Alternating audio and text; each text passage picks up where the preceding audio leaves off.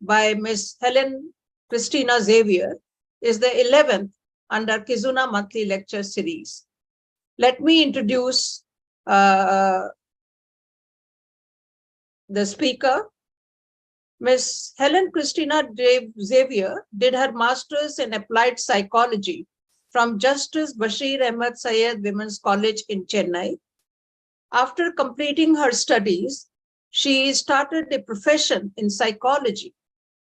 Thereafter, fascinated by the history and culture of Japan, she switched stream in 2003 and pursued Japanese studies in Indo-Japan Chamber of Commerce and Industry and got N2 certification in 2015. Since 2013, she has been a freelance Japanese interpreter and translator with India Yamaha Motors via consultants and many other Japanese auto companies. In her presentation today, Helen will trace the origin of both Kabuki and Kathakali, Japanese and South Indian dance forms respectively. By highlighting their subtle similarities and uniqueness, she will unravel the magical truths behind these dance forms, leaving the viewers and the listeners surprised and awed. Let me introduce the chair. We are really honored to have Professor Damodaran, who is a distinguished professor in Indian Council for Research on International Economic Relations, New Delhi. Prior to this, Professor Damodaran was at Indian Institute of Management, Bangalore. His areas of specialization include environment and sustainable development and the management dimensions of art and culture. Widely traveled, he has held visiting faculty positions at various universities abroad. During his stay in Japan, he developed fascination with Japanese culture, which spurred him to make a comparative study between No and Kottayattam. He has authored several books, including the latest, titled Managing Arts in Times of Pandemics and Beyond. I now request the chair, Professor Damodaran, to conduct the session. Thank you, Professor Damodaran. Over to you. Thank you, Professor Sushila. I hope I am audible. Yes, you are. Yeah. So thanks for the introduction. Very many thanks for considering me to for this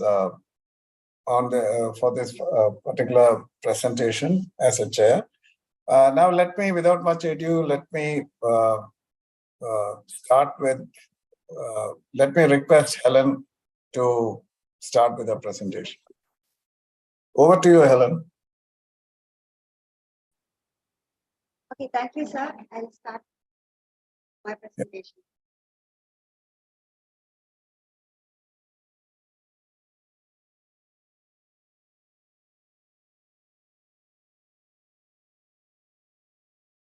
Is my screen visible?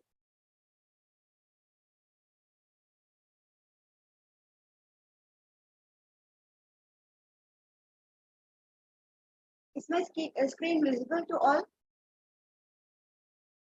I think it is visible. Anybody who can't see? I think it is visible because nobody has said anything. Okay. So I'm going to talk about Kabuki and Kathakali, lost siblings. So I begin with this picture of the Kabuki dance. And the introduction, Kabuki is a traditional Japanese performance featuring bright and bold showmanship of the Edo period. Kabuki consists of dance, music, mime, extravagantly designed costumes, stage settings, and kumadori, or heavy makeup worn by the artist. The artists wearing wigs and masks convey the story of their performance with their gentle dance gestures. So here is another picture of a Kabuki dancer.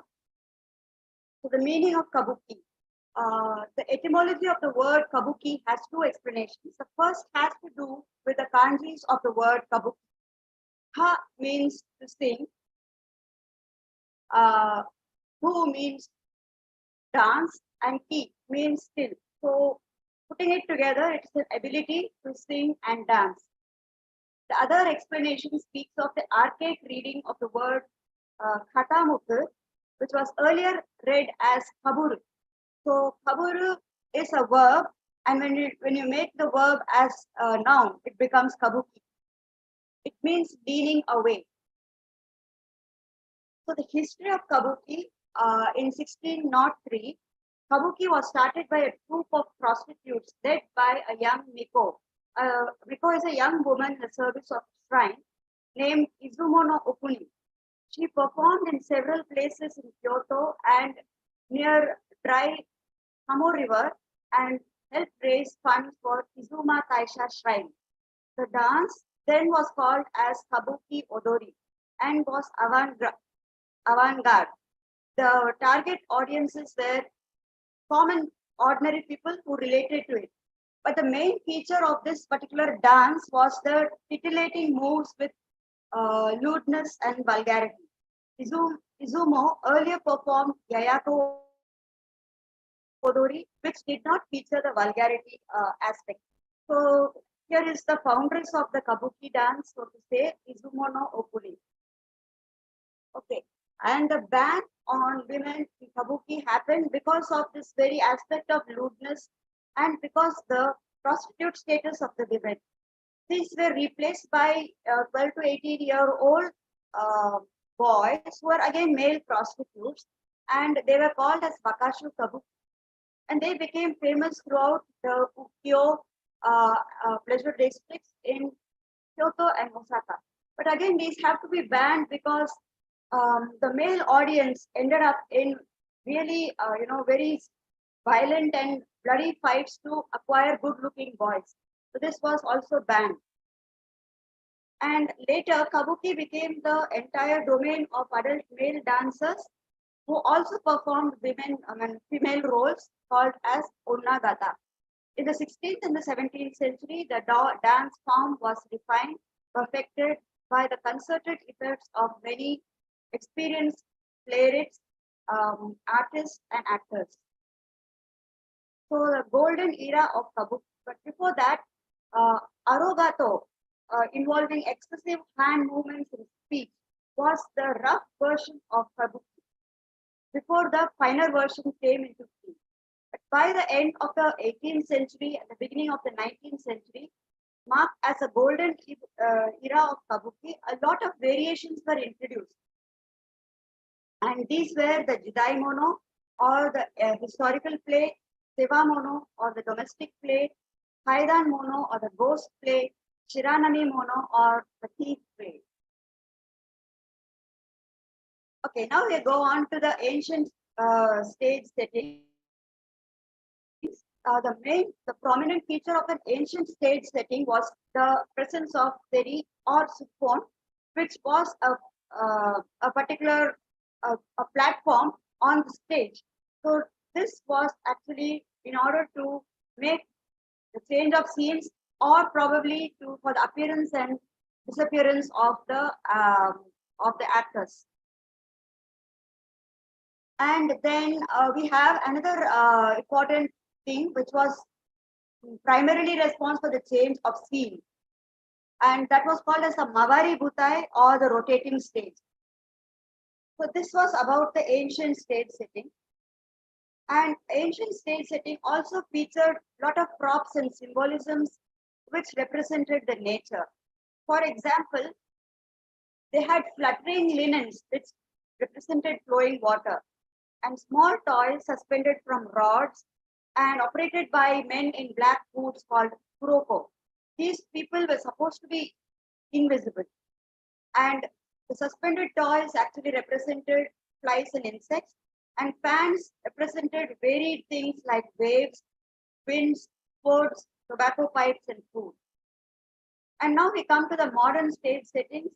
Modern stage settings had a lot of trapdoors, entrances and exits for the appearances and disappearances of the actors, as well as for the change of scene on the stage.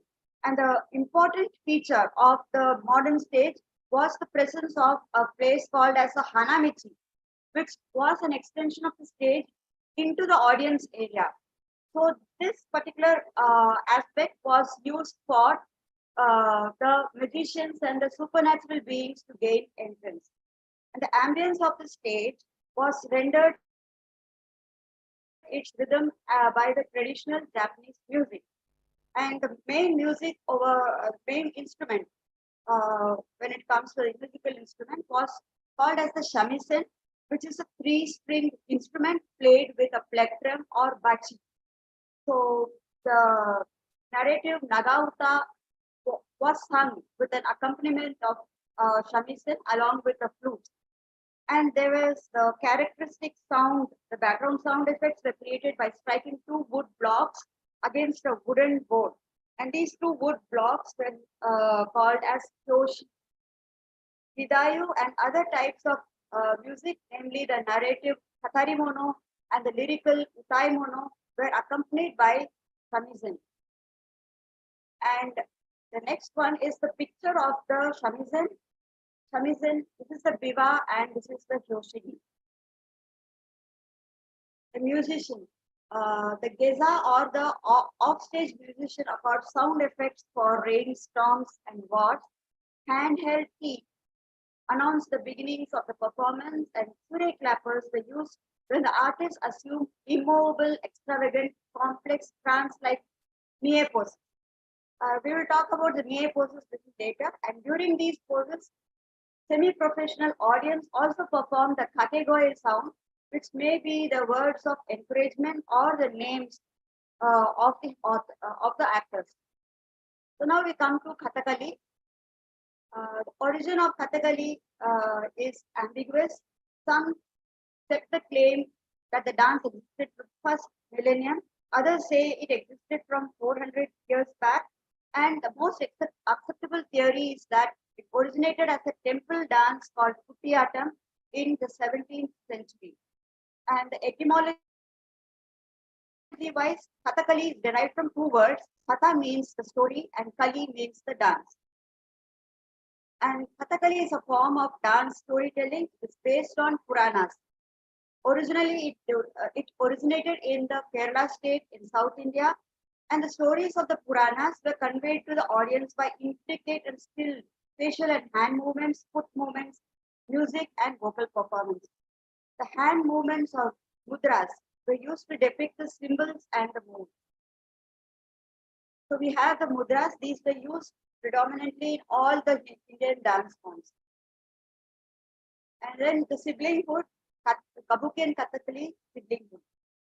Kabuki is dedicated to the divine. In Kabuki performance, open quote, there is something called as Jaguar placed on the stage, which becomes the abode of God. Close quotes. The words of the eldest son of Onoe Kikugoro, 7, when he performed in India. Kathakali is also a dedication to the divine, as it is a depiction from the Puranic stories. So both dances were born in shrines and temples, and that shows how close but unique they are. So now we are coming to the Kabuki and the Kathakali artists. Kabuki and Kathakali artists join classes at the same age of 8 to 14 years. Kabuki artists are reared in strict cloistered environment away from the effects of other dances like No. And the boys were trained in stringent professional hierarchy. On the other hand, Kathakali training also starts with the same age group, but it takes 8 to 12 years to gain expertise. The trainees are heirs of other Kabuki actors, and the training is based on yoga and martial arts called Kalari Payathu, as per the dictates of Natya Shastra. So these are this is the picture of young boys training to become Kathakali dancers. And the dramatics and the acting style of Kabuki, subtle modifications were made to make Kabuki very representational. Gestures were hence modified into dance with music. Battles were represented by waving the fan. Movements convey characters, situations, minds, kicking action, to name a few. Kabuki artists assume a mie pose where they become picture-like and stare or assume cross-eyed poses. This is to call attention to particularly important or powerful part of the performance. The costumes of extravagant colors rouse the curiosity and engross the audience. Music is rendered by shamisen, toshiki, ki and sure, and several other musical instruments.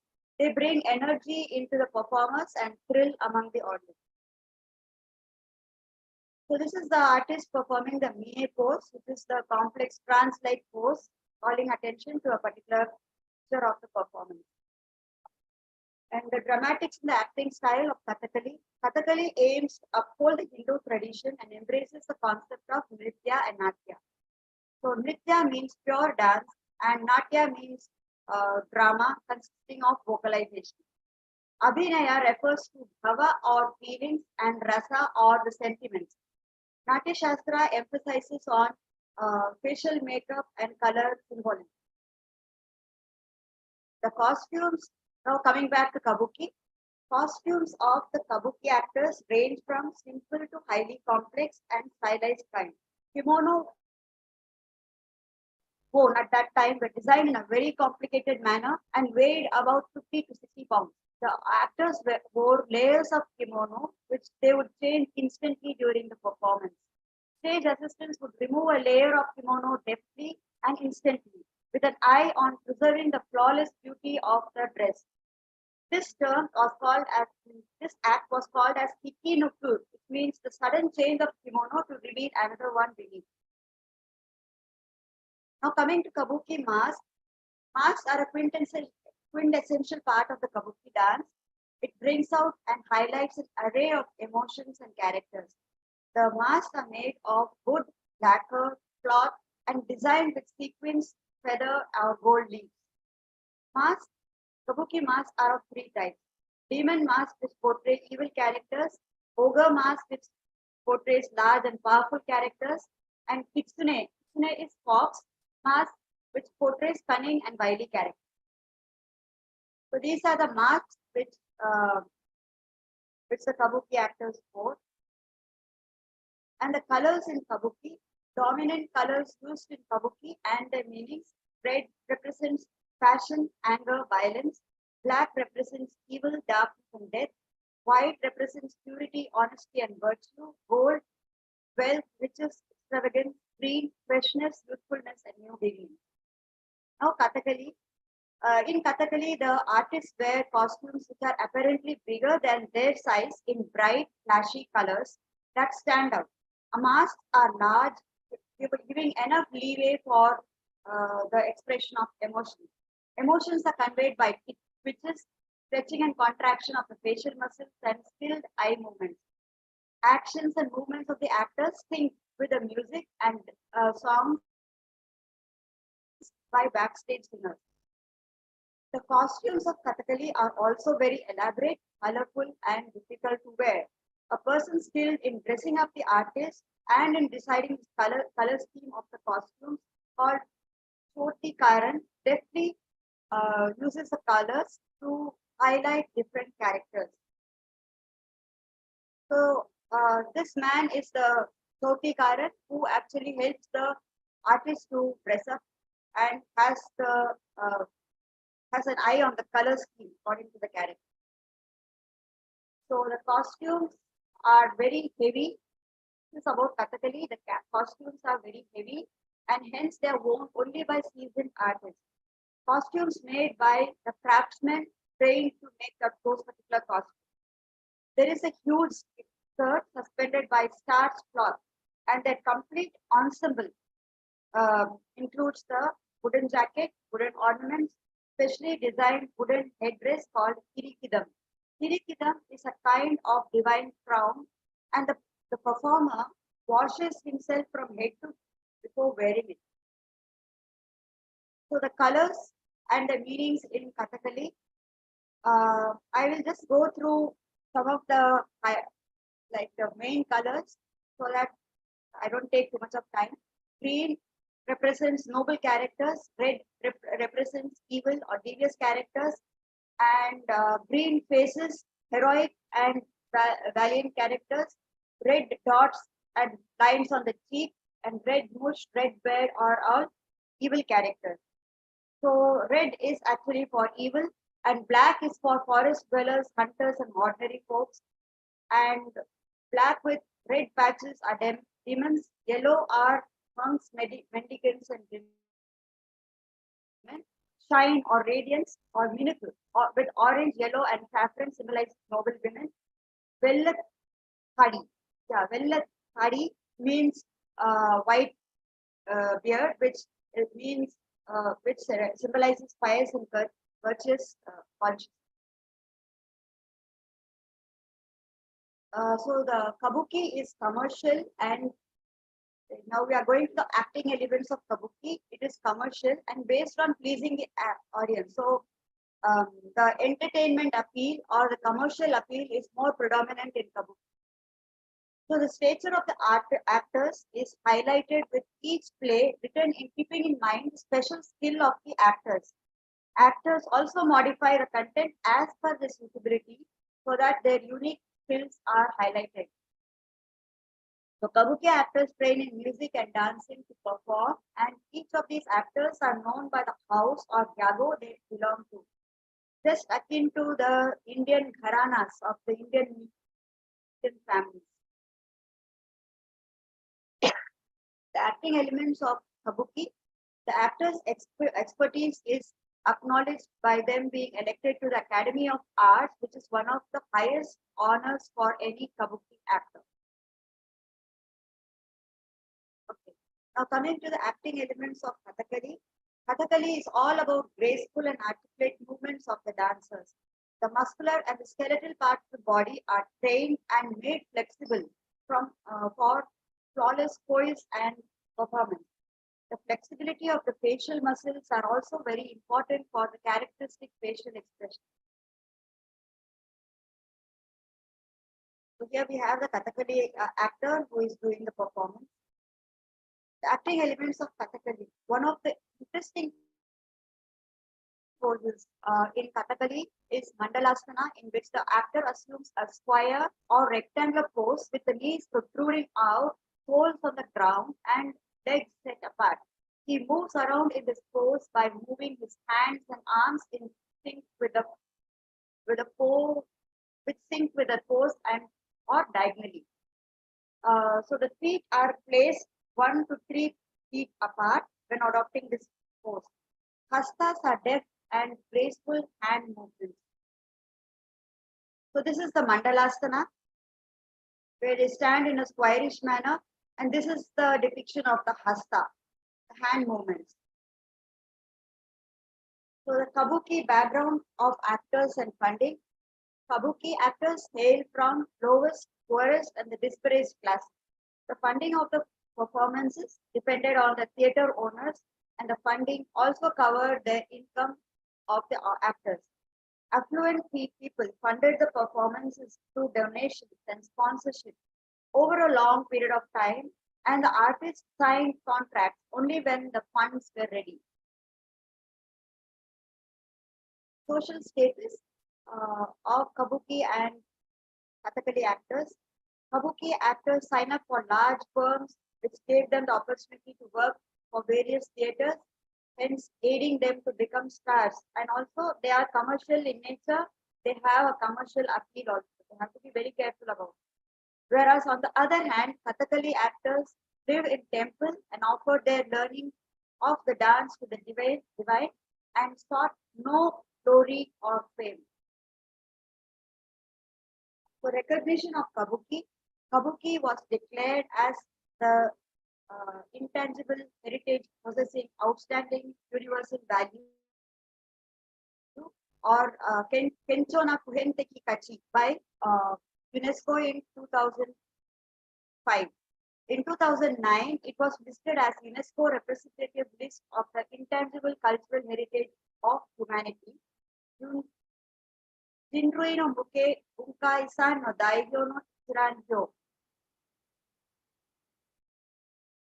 So this particular thing was very surprising to me because in order to commemorate the 50th anniversary of Indo-Japan friendship in 2002, the government of India released a stamp of the value of 15 rupees, which featured Kabuki and Kathakali.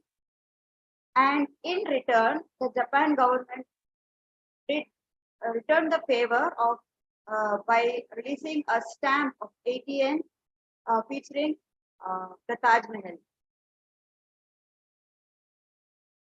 So that's all. Thank you.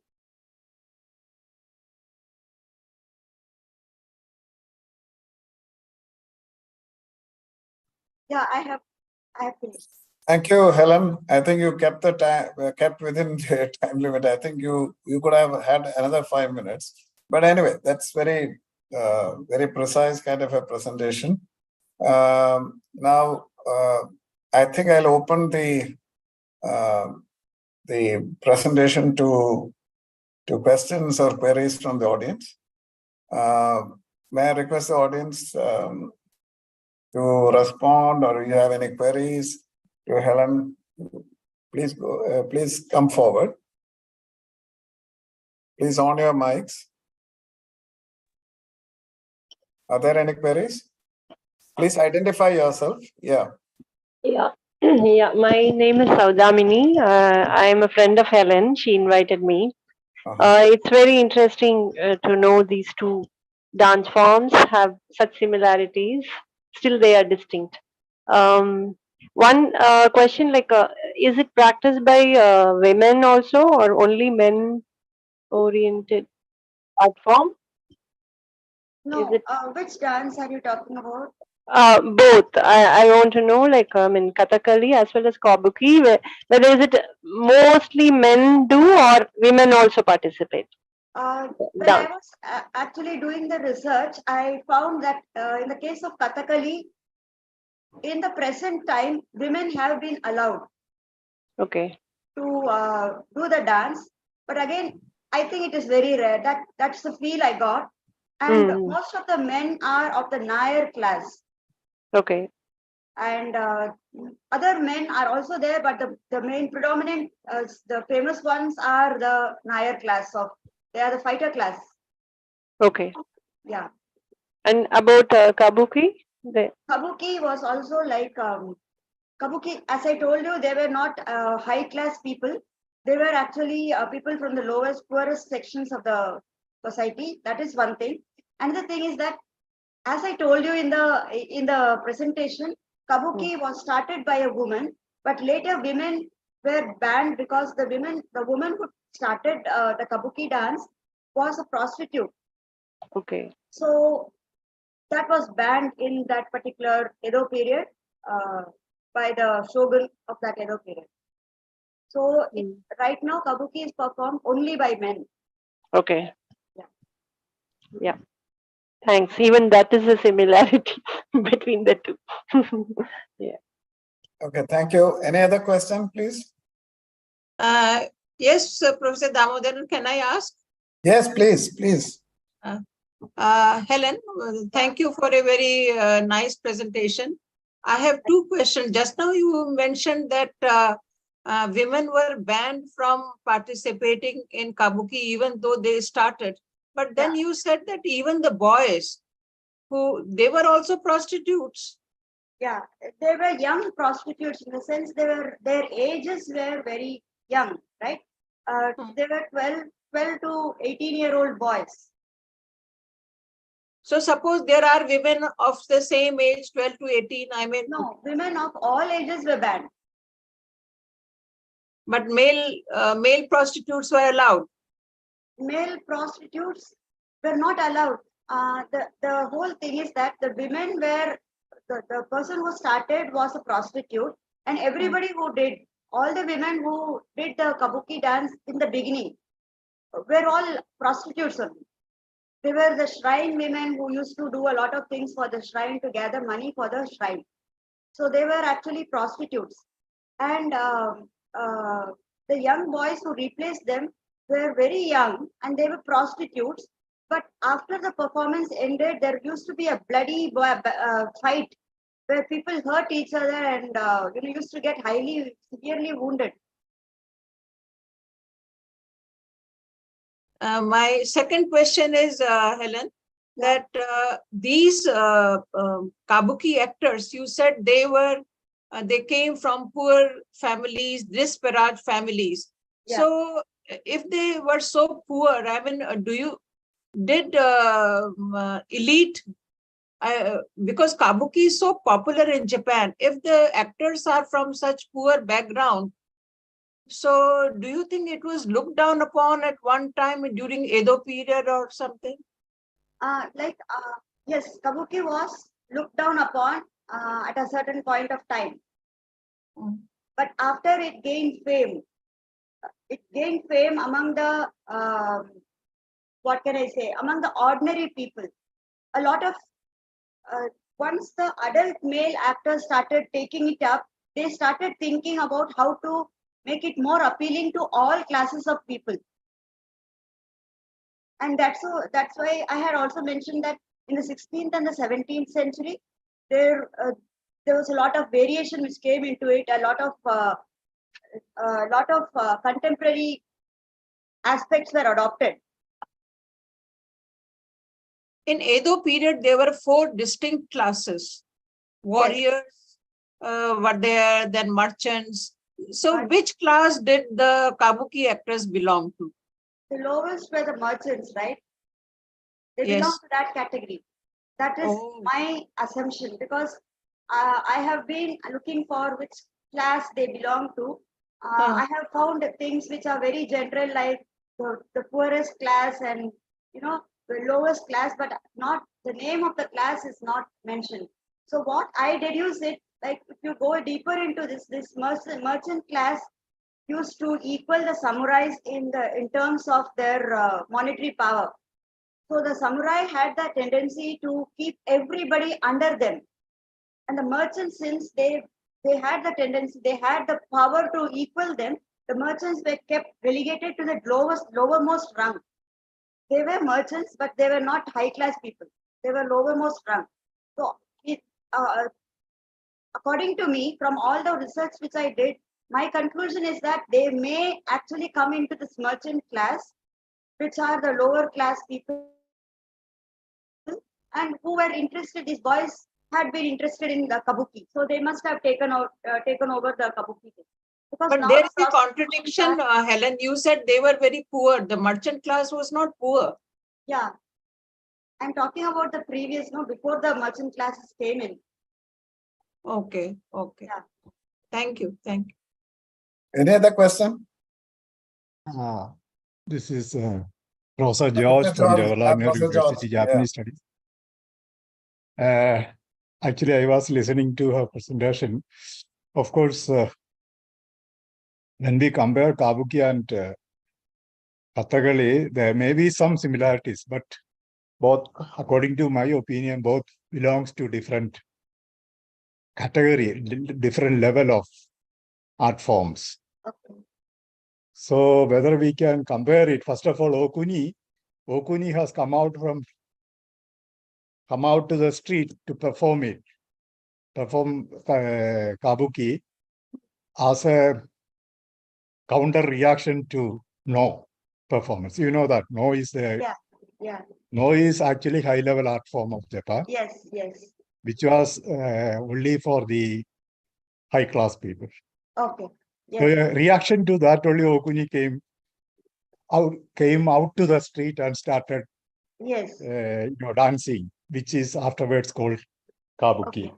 That's one thing. Second, of course, it has become world heritage now, but various other differences are there. For example, in Kabuki, the dialogue is actually done by the actors itself. Okay. But in Kathakali, dialogue is not, there is no dialogue by the actors. That is one thing. And then, of course, if you compare dialogue with this Kathakali and Kabuki, Kathakali is much sophisticated in actions and in, it's not a dance actually, Kathakali. So whether we can compare it with Kabuki or not in certain aspects. Of course, you have talked about costume. I think, again, the costume is different. It has no comparison, actually. So that also may be taken into serious research. Actually, what I found that it's not convincing in a way, if I say, but I've been analyzing and telling. So I'm a professor of Japanese culture studies. So that's why I'm speaking. Okay. And that's why I'm making this comment. If you have to make a proper comparative studies, you may have to go deep into the history. Why Okuni started this?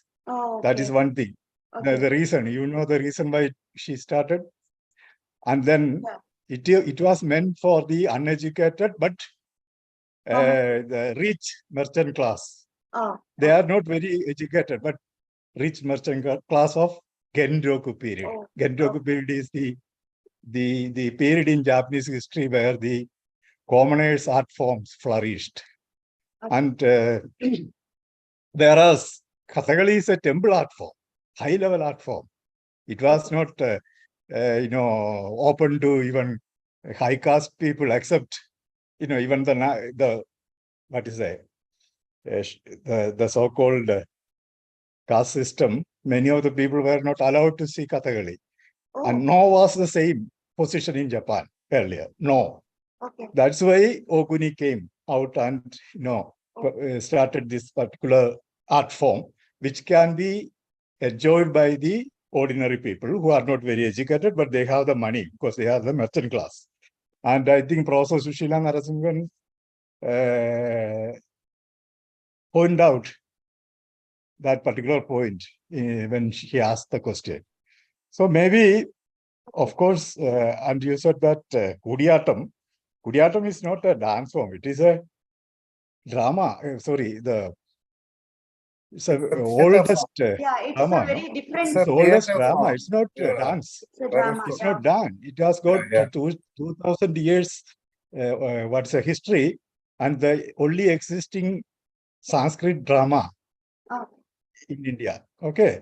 Now this Kudiyatam is become already, I think, along with Kabuki, only Kudiyatam also was declared World Heritage. I think so. And then, but Kathakali has not been so far declared as World Heritage. So something which was derived from Kudiyatam and something which came into existence as a reaction to no. They're totally different. Important point which you have to. So That's all. It's my just advice. No Thank you. problem. Thank you, Professor George. It has been a very useful thing. I also did not know about the first part of the rebellion part of it. I have also seen a fair amount of Kathakali because I am from Kerala and my father was big time into it. But Kabuki, I have seen also a fair amount of performance, but this was a revelation that it was a rebellion against it. May I move on to the next question? Any other question?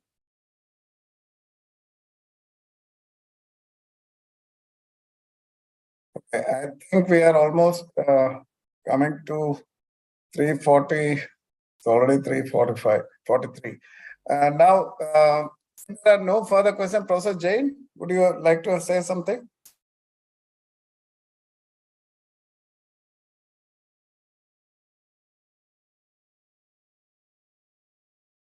No? Hello. Okay, so. Yeah, no, I must say it was a very fascinating lecture. I wonder whether any of the contemporary themes are being taken up in Kabuki. Themes connected, let's say, environment and so on.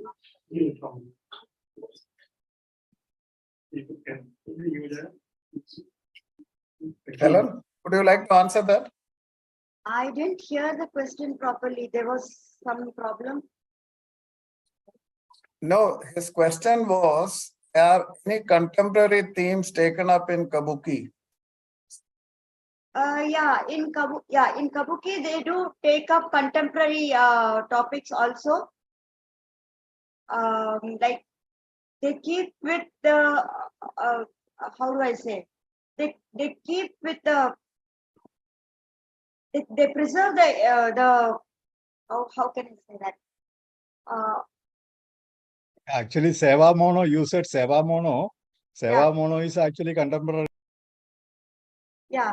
So like while keeping the Kabuki culture, they actually also take in the contemporary thing to make it more relatable to people.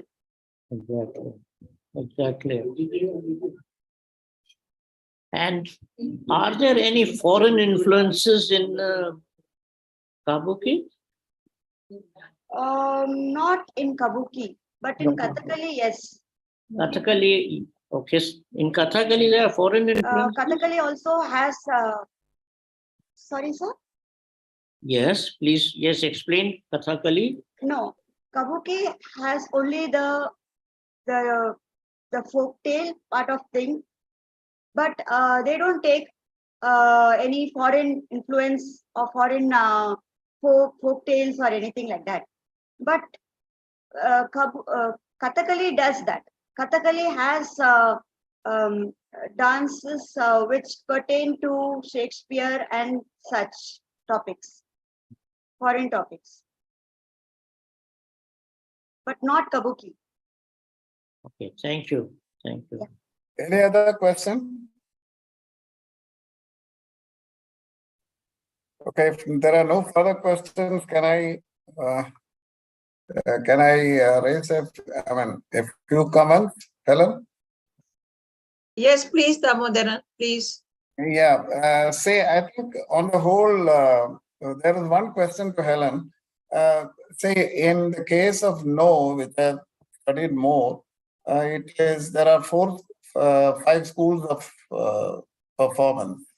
So you have the Kita, they have the Hongo, Congo. You have 3 or 4 schools like that, and each one has got its place in various parts of Japan, including Tokyo, Kyoto, and all that. What about Kabuki? Do they have schools, different schools? You said families. You didn't say schools. Sorry, sir. I have heard about this Yago family, so I have not heard about schools of Kabuki. No. Maybe I have not heard. I don't know about it. I'm very sorry, sir. Okay. Professor George, do you have any information on this? Sorry, sir. Professor George? I'm asking Professor George. Hope he's still there. I think he's gone. So, the other point is, which I thought you may like to check up, Helen, is that your presentation has been very interesting because you have done a one-to-one comparison. But in comparative methods, you should have a broad compare the comparable and leave out the non-comparable, right? So in a sense, you have pointed out the broad outward manifestations, comparison in terms of outward manifestations, right? That to that extent, it is well taken. But maybe in further research, you should look at a perspective. There are lots of schools on comparative methods of comparative theory in anthropology, cultural anthropology. So you may like to look into that literature and intensify your work on this. This is a broad comparison of the outward manifestations, right? Yes. A point which Sushila mentioned as well as Professor George mentioned. Now, the couple of things which you may like to check up, if you can, is Kathakali's origins is not Kudiyattam. It is not Kudiyattam. Kathakali's origins are from Ramanattam. Ramanattam is by Kottarakara Tamburan, right? And Ramanattam died because it was for various reasons. One of the reasons was that it was focused on Ramayana themes, and therefore it had to be extended to the other epics and themes from other epics, and therefore it morphed into Kathakali. So that is the first thing. Second important distinction is that Kudiyattam, as I think Professor George mentioned, is a theatre form. It is more of drama and less of dance. The movements are very slow. It resembles some extent, not to every extent, but to some extent. So structurally, it is a different art form, right? Kudiyattam. So there are a lot of a few, and it was rendered in Kudiyattam is Sanskritized. Yeah, yeah. You know, it is very ancient, it is Sanskritized, and even today it is set as in terms of Sanskritized text. The stage manuals are also, Sanskrit based. The other, but Kathakali is just the other thing. It was a kind of a rebellion of a different kind. Though it was not a rebellion, it can be treated as a rebellion. It is vernacularized to Malayalam. Okay. Right? So that means from Sanskrit to non-Sanskrit classes. It was a spread from non-Sanskrit caste to Sanskrit, non-Sanskrit, Sanskrit caste to non-Sanskrit class. This is a very fundamental difference. Okay. So it is surmised that if you see Krishnanatam in Guruvayur temple, right, that is also Sanskrit. Manavedan had rendered everything in Sanskrit, but it has a very uncanny resemblance to Kathakali. Oh. So apart from Ramanattam, and it is in some ways, it is people like Philip Zarelli have done a lot of research, and they say that there is more to Krishnanatam Kathakali relationship than is ever discovered. I also personally feel the Krishnanatam I have seen in Guruvayur temple. If you look at the characters, their outward manifestations, they are certainly have a similarity with Kathakali, right? So you may like to look into those aspects in greater detail. And if you could do further research on the different families which went into Kabuki, which contributed to Kabuki, that would have been a great thing. And then you did mention that at one point that corporate houses took Kabuki very well, because I have seen Kabuki performed in local theaters, small theaters in Tokyo, in Asakusa and other places. And I have also seen it in Kabuki-The theater in Tokyo as well as in Kyoto. These theaters had this anamati and a full complement of whatever you have shown in your illustration, right? Anamati came a later development. I think towards the end of Edo. I'm not very sure. I have documented some of these aspects. But the less formal, informal theaters are also there. The old traditional forms of theater, more of a local form of theaters. It's very difficult to get a place there. It is jostling. You have a crowd. It is difficult to sit and see. Whereas in Kabuki-sa, the ticket rates are very high. So it is meant for the elite to come and have a closer look at the event. And it goes on in Kyoto, it goes on from 10 o'clock to 4 o'clock on Sundays. 10 o'clock it starts, it goes on till 4:30.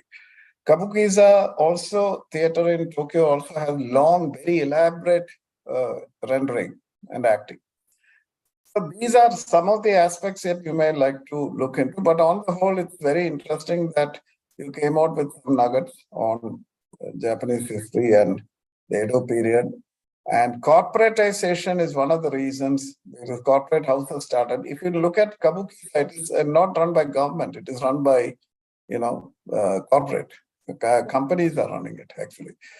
So, but if you look at the No Theatre, National No Theatre in Japan, it is funded by the government. The local theatres are funded by various contributions by various people. The Kita Theatre, Kita School has got a theatre, and Congo has got another theatre, and so on and so forth. On the whole, these are my broad thing. I think definitely it is a good start it's a good start as far as your study is concerned. And I'm sure that you benefited from the comments of the guests who came in today. And wish you all the best. Thank you. Thank you, Professor Damodaran, for your very insightful comments. And thank you, Helen, for your interesting presentation. And I'm sure there were many interventions, many questions, many explanations, and many comments given by Professor George and Professor Damodaran. And I hope you will incorporate those and do some more research on this subject, because this is indeed a very fascinating subject. Whether we can prove that they were siblings or not siblings, there are differences even among siblings.